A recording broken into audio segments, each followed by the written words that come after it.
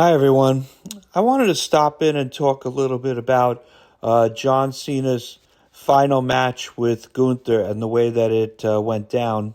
And I want to draw similarities, uh, similarities of it to the fight between Sting and Hulk Hogan at Starrcade 1997.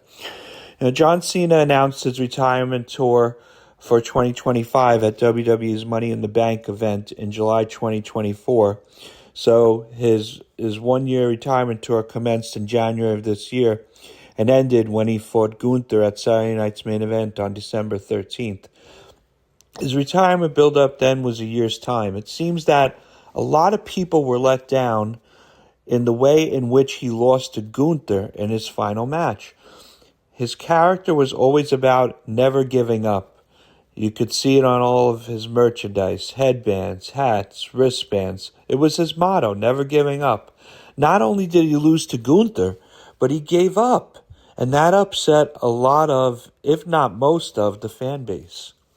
The only other similar thing that I can compare it to is the 1 year build-up to Starrcade 1997, which took place on December 28th, 1997, at the MCI Center in Washington, D.C. Sting was going to fight Hulk Hogan at that event for the WCW World Heavyweight Championship.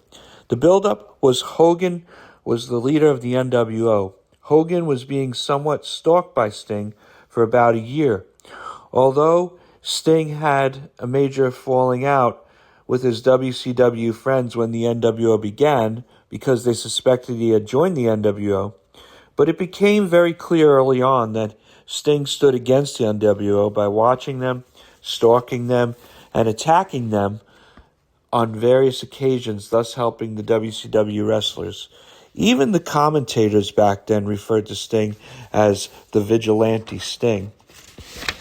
The build-up was so strong that during this time frame, the WCW Monday Night Nitro was even beating Monday Night Raw in the ratings because the fans were really into the NWO storyline and Sting's crusade against them.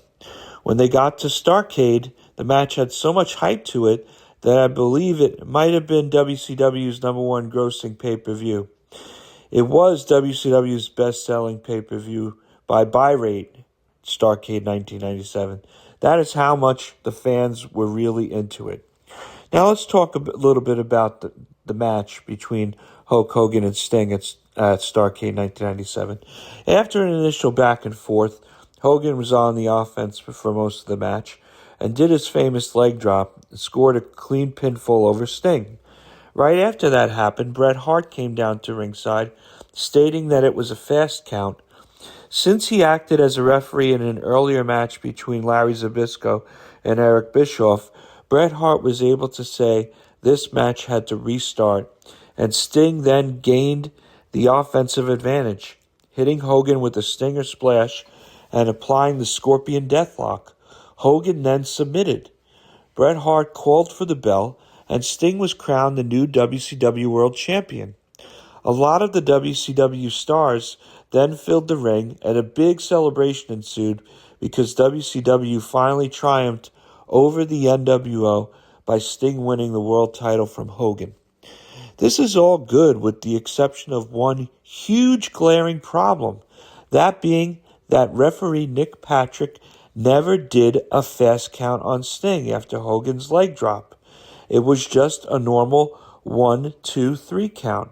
So this big year-long storyline where all the fans wanted to see Sting triumph over Hulk Hogan, yeah, they got to see that, but it was tainted by the fact that it was clearly obvious that Hogan's pin on Sting was a normal count and not a fast one. There have been some conspiracy theories about what really happened. Did Nick Patrick forget to do a fast count?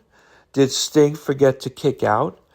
During the ring introductions, was Nick Patrick told something different which might have led to some confusion?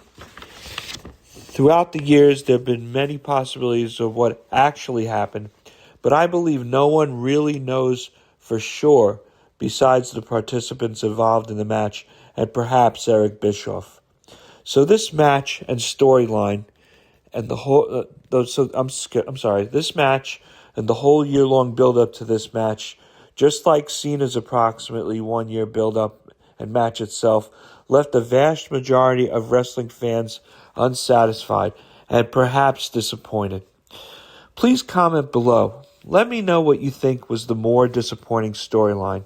To me, the Sting Hogan storyline and match was more unsatisfying and disappointing because of the awkward way the last few minutes of the match went, where Hogan pinned Sting with clearly no fast count, and Sting then winning the match. That big celebration that followed seemed weird because Hogan won the match, and it seemed as though Hogan was being screwed. And being that Hogan was the bad guy and Sting was the good guy, it wasn't your happy storybook ending that most fans were hoping for and rooting for, me being one of them. So that storyline to me was a bigger letdown than the John Cena retirement match. Please, once again, definitely comment below on which storyline you believe had a more disappointing finale. Sting and Cena's careers parallel, as they were both top good guys in their respective companies for the vast majority of their careers in their respective companies, with each of them having a brief bad guy run. Sting back in late '99, his bad guy run lasted about 1 to 2 months, and Cena this year from Elimination Chamber in March until SummerSlam in August, about 153 days. So there you have it, guys. Thank you for taking the time out to listen. And again, I'd love to read your comments, or even if you want to talk a little bit about what I talked about, anything that you dispute, anything you see differently. If you don't agree with me, I'd love to read it all. I'm truly appreciative of all of you. Thank you for your support of the Nothing But Wrestling channel. I love to do this for you guys, and I'm just going to keep on doing it. You all take care now. Enjoy the holidays, and I'll see you again real soon.